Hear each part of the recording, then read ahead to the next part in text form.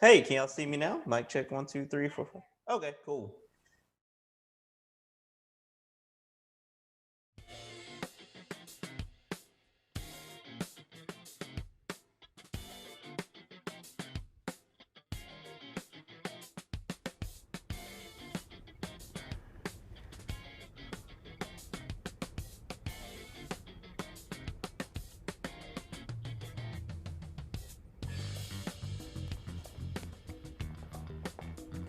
So there's only one chat today, right? Is that right? One chat today? I just wanted to make sure I heard you right. Two? Oh, okay. Got it. It sounds great. Thank you, Zach.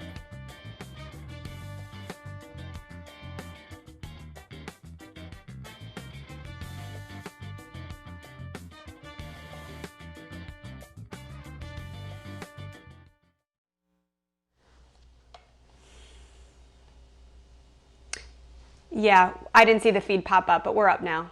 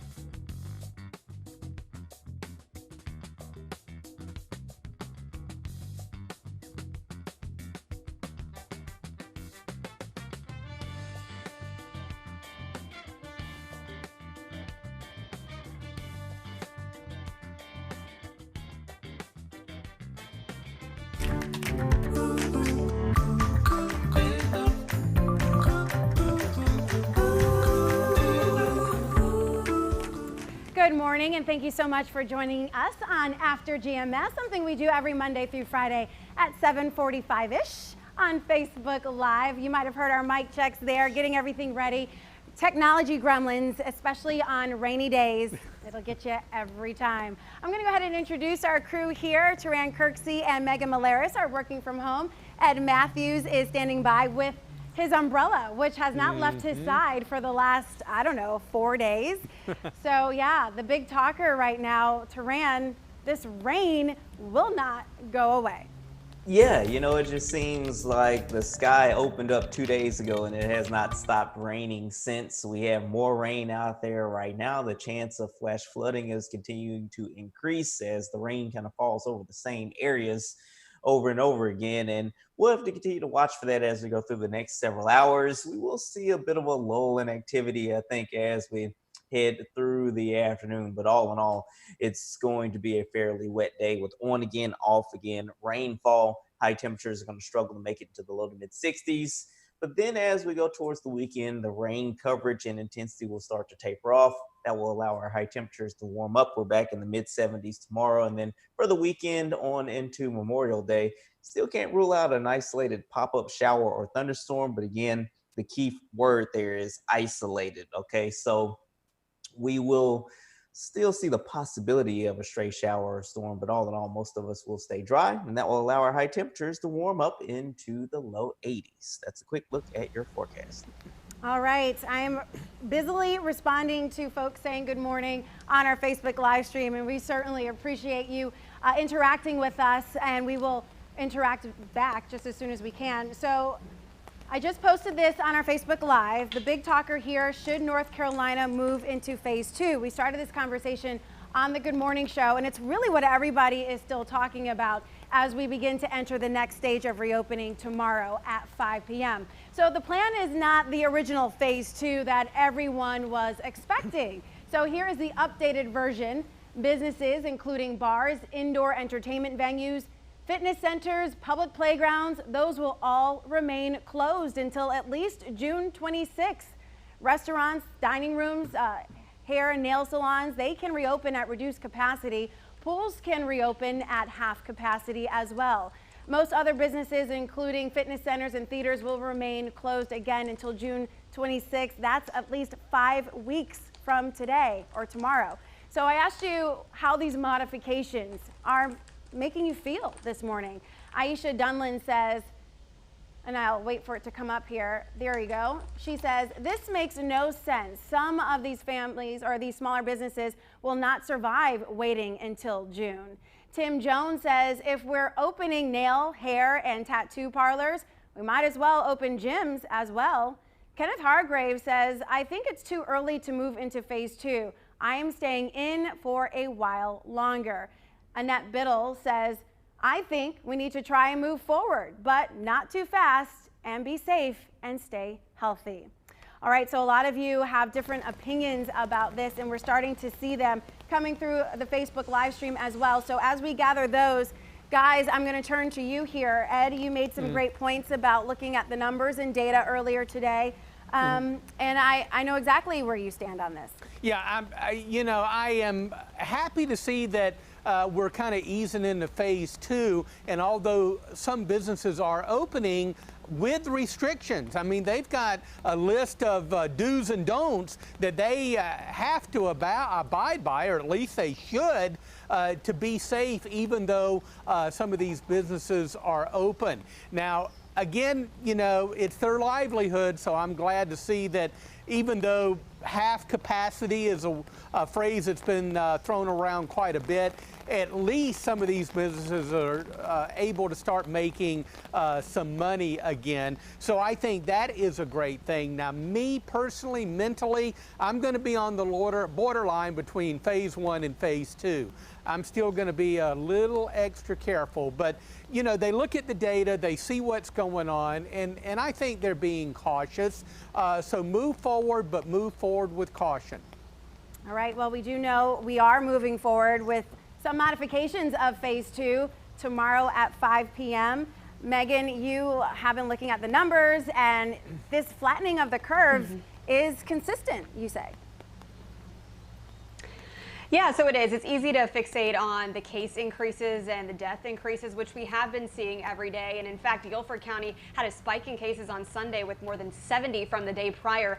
But it's important to look at this flattening curve as far as the percent of all the tests that are happening between 6,000 and 12,000 per day, and looking at those tests and seeing what percentage of those are positive. We've been seeing about 7.5% of those being positive over the past 2 weeks. So that is suggesting to Governor Cooper and the COVID-19 task force that there is this flattening of the curve, which obviously prompted them to decide to go ahead and go forward with phase 2 tomorrow, but in a modified fashion. So not opening all the businesses that were intentionally laid out as reopening in phase 2 under the original 3-phase plan. Looks like a number of people weighing in on this disagree with the decision to open salons yet keep gyms closed. We see a viewer who said she has someone in her family who's immunocompromised, and they're going to just continue adhering to the phase 1 restrictions even as phase 2 goes into effect. So a lot of differing opinions on this, but North Carolina is moving forward to reopening.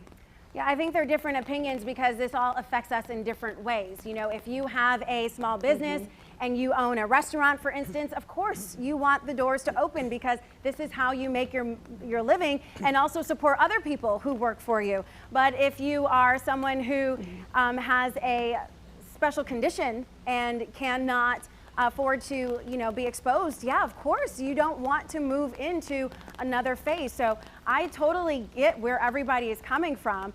But Taran, it's one of those things where the state is not listening to personal stories and connections. They're looking at the numbers. Yeah, you have to look at the numbers. Even, as we've gone through time, we've watched that curve flatten, but you have to know that when you are doing any type of modeling, whether it's weather forecast modeling or in this case modeling the spread of a disease, you're going to make adjustments as you go along. Even with the phase 2 standards, they might, they say they're going to look back in 3 or 4 weeks, but there might be some changes even before that. They have to take this day by day and look at the data day by day and make the decisions that they think that are best. And again, the people who are giving the input are the people that are experts in infectious diseases. I'm not an expert in that, so really my opinion is so irrelevant, as far as, what may or may not need to be done as far as public health is concerned. Okay, so we'll see how things will go. The good news is it looks like we are starting to trend in a positive direction, and hopefully we can continue that as we go forward. Yeah, well, the conversation is really taking off on our Facebook live stream right now. I'll just read a few comments here, and forgive me as I kind of search through because they're coming in like this. I did find that comment that you mentioned from Shiloh, Megan, who says, my home has 4 children, one who is immunocompromised. When things open, my children are more exposed to things. So I can understand why you are staying with the phase 1 restrictions that were in place. Carol says, I think we should have left it as it was. Just because it is open doesn't mean you have to go. There's that personal responsibility that we were mentioning on the Good Morning Show earlier this week. Chantel says, y'all go ahead and go out like normal so I can watch and see what happens. Shiloh also says, the problem is some businesses weren't doing the right thing even in phase 1, and they're not taking things seriously. Amy says, I would avoid those businesses if possible because less businesses would catch their attention. And that was in response to Shiloh's comment. So a lot of you are weighing in. Heather says, I'm both an essential worker and I am working from home. I think the state should still have more restrictions during phase 2. I don't feel comfortable going out while people still don't wear masks. There's a good question from Brandon about the churches. And I think that's still kind of tied up in the courts right now. As you may remember, on Saturday there was a decision from the North Carolina court system that said that Governor Cooper didn't have the right to require churches to not have indoor services. So they moved forward with that temporary overhaul here until I think this week. So they will revisit that in court, and we'll see what happens from there. I think that's why he didn't mention it specifically yesterday. All right, guys, so this is one of those ongoing situations that we may not see the end of anytime soon, but June 26th, Ed Matthews' birthday, mark it on your calendar. That's when we could possibly move into a different phase 2 or phase 3. All right, Megan, it's a big day here at WFMY News 2. Yeah, it is, and we know since you're watching this feed on our Facebook page, you obviously have either your phone or your computer open right now. So we're asking you to use one of those tools to help out your neighbors in need. A lot of you have been asking, how can we make a difference during this pandemic, a time when so many families, so many of our neighbors are struggling? Well, here's how. We are in the middle of a 12-hour text-a-thon. We partnered with the Greensboro Virus Relief Task Force, trying to help raise an additional $1 million for local nonprofits and people hit hardest by the pandemic. We ask that you give whatever you can because every dollar raised will help families here. All you need to do is text the number 40403 with the word virus. Then we will send you a link to donate. Yeah, that link, it's actually really easy because I don't know if you've clicked on it, but it gives you a certain dollar amount that you can donate, or you can put in your own amount. So even if it's $5 or $10, you know that that money is going to a worthy cause and will help people in our communities. So the text to give, really easy, and that's really where people are these days, right, Taran? They're on their cell phones, so it makes it easier. Yeah, certainly. I mean, you know, almost everyone keeps their phone, you know, a few steps away from them. So, and it only takes, you know, seconds really to log on, send the text message, get the link, and donate to help your community. So if you can, we certainly would appreciate it. Yeah, and these are nonprofits, Megan, in our area that, you know, are struggling right now. Yeah, we know several nonprofits have gone above and beyond to make sure that they've put together food drives and supplies for families in need. They didn't have a lot of time to prepare for this. None of us did, but they really stepped up to help. Obviously, at some point, these nonprofits are going to need more funds. We've been hearing that they're running out, and they still find the need to serve even more families as the weeks go on, and many people remain out of work. So it's great that these funds are going to go directly to those organizations as soon as possible so they can get it out to the families who need them. It's worth noting also that if you don't want to text, you don't feel comfortable texting your donation, you don't feel comfortable inputting your credit card information online, you can mail a check, and we do have that info in our web story. I believe it's UWCC or GG for the United Way of Greater Greensboro, UWGG. You mail it to that address on Yanceyville Street. All right, and Ed Matthews, I mean, you're big in our community, obviously, and always look for ways to give back. These are things that, you know, basic needs like food on your table and, you know, a roof over your head that people are struggling with right now. Yeah, and if you happen to be very blessed and fortunate and you're not struggling, it's kind of hard to see and understand that there are other people that don't have a job and they haven't had a job for months. They don't have that income. They're not able to pay the rent. They're not able to buy just the essentials like food and things like that. So this is a great opportunity for all of us to kind of band together and help out the people who are really struggling and in need at this point. And you can text the word virus to 40403. It's really easy to do. And you can pull up the link. You can safely donate any amount that you want or choose a specific dollar amount. I did this yesterday and it reminded me today that I hadn't finished the process. So it will send you a reminder email if you haven't finished, which is great for me because my mind went somewhere else, and so I had to finish filling everything out today. But again, it's from 6 a.m., well, which is now, to 6 p.m. So we hope that you will give what you can, if it is possible. It is National Emergency Medical Services Week, which a week that we really, during these unprecedented times, need to honor our EMS workers who respond to emergency calls and help us out during times of need. WFMY News 2's Candace Red is sharing how that you can recognize EMS officers and workers during this pandemic. Research shows there are more than 800,000 EMS workers in the U.S., and that includes about 40,000 EMS workers right here in North Carolina. Well, we're talking about first responders, paramedics, emergency medical technicians, dispatchers, firefighters, nurses, and so much more. Well, National EMS Week kicked off on Sunday and Saturday, but this year EMS Week falls in the middle of an unprecedented time. As the country battles COVID-19, EMS workers are still responding to emergency calls around the clock.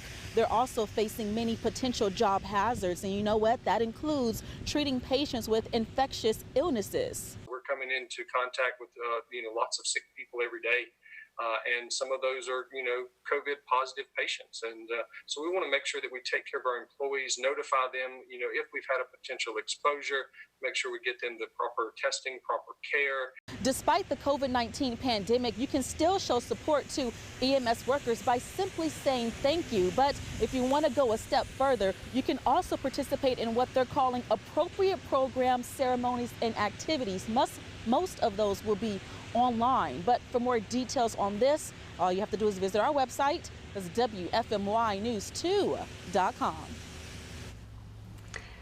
Well, you could see in the background of Candace's live shot all the rain coming down, the wet roads and the dreary skies. I mean, this is our third day of this kind of weather this week, and we are asking you on the WFMY News 2 live feed on Facebook right now, how do you feel about all this rain, all this kind of icky weather before a beautiful weekend ahead? We heard from Chantal Mitchell on our feed who said, rain till Monday. Woo! What about that? We heard from Donna who said she lost power around 2 a.m. in Kernersville. And by the way, we've received some emails from viewers in Greensboro saying that they've had trees down in their neighborhoods. We're going to be making some calls on that, but if you have storm damage, we'd love to see your pictures if it's safe to take those pictures. And then Carol made a joke, you think there's rain right now? Yeah, there is. I can hear it on my rooftop. It is still coming down. We had a minor roof leak yesterday, Tracy. My husband was on the roof trying to fix it before the rest of the rain happened today. Yeah, I mean, the rain has been coming down since Monday, really, in my neighborhood. And I got to tell you, I'm ready for a change. You know, even if it's not sunny, just for the rain to stop for a little while would be great, especially now that we are in that flooding alert stage where I think Latham Park in Greensboro had some flooding yesterday, which is one of the areas in Greensboro that typically sees that when it rains for so much. And already at the airport, Ed Matthews, you said that there's several inches of rain. Yeah, and we'll have the official numbers, but I've been adding things up from the rain over the past several days. Around 5 inches of rain being reported out at PTI, and we talked about that. The weather team did before the rain ever started, that we could get upwards 5-6 inches of rain. The rain is still coming down in the garden right now. So be careful, stay with us today. We couldn't rule out more pockets of heavy rain through the evening that could lead to some flash flooding. The ground is just super saturated. It can't hold much more. No, it really can't. As a matter of fact, Heather Harness just typed in, my backyard is a pond. So depending on, your area and location, you're probably used to, a little bit of ponding of either the yard or the roads, but all this rain, Taran, I mean, we just can't handle it. Yeah, when you get 5 or 6 inches of rainfall in the course of just 3 days or so, in some cases, that's a month's worth of rain over 72 hours or so. So, I can't emphasize this enough. If you live in a flood-prone area, you need to be especially vigilant today as we continue to see that rain move on in. And the good news is we will start to see that taper off somewhat as we go through Friday, and especially over the weekend. The weekend's looking mainly dry, probably not completely dry, but mainly dry at this point. Yeah. Dry, a 3-letter word that would be nice to experience in the next, I don't know, several hours, like tomorrow. But we'll see. At least it clears out for the weekend, right, Ed Matthews? Yeah, yes, indeed. Not completely clearing out. I mean, there could be enough moisture around with daytime heating, as Taran mentioned, for maybe a pop-up shower or storm over the weekend. But what we're dealing with now, that situation is certainly going to improve. Again, as I mentioned earlier, roughly around 5 inches of rain measured out at PTI for this event so far. More on the way. We've already had 1.25 inches of rain out at PTI since midnight. And we'll be on the lookout for those pockets of heavy rain on the radar that could lead to flash flooding. We're under the flash flood watch. So far, no warnings, but they could pop up any time. So stay weather aware, stay tuned to WFMY News 2, and of course your WFMY News 2 weather app. Yeah, it's your own weather station right in the palm of your hands. Keep that close by for any alerts that may be issued later today and through the evening. After tonight, I think the trend for the heaviest rain will be pretty much over with, even though we've got showers in the forecast for tomorrow. All right, tomorrow, the sun will come out Saturday. Fingers crossed. That's right. It's not exactly how the song goes, but we're going to change it around just for this forecast. All right, it is time for us to go here. Thanks so much for hanging with us. There are a lot of different conversations going on Facebook right now. I've been trying to respond as much as I can. It's hard to kind of hold the conversation up here and here at the same time, but trust me, I've read your responses. I've taken them into consideration and thought, and especially Shiloh, I just want to let you know I'm praying for you and your family. I totally understand what you're going through, and I feel for you in this situation. So don't think for 1 minute that I don't. All right, it is 8:08 right now. I want you guys to all have a great day, a safe day, and be healthy, everybody. Pray for each other and stay strong. We'll see you later.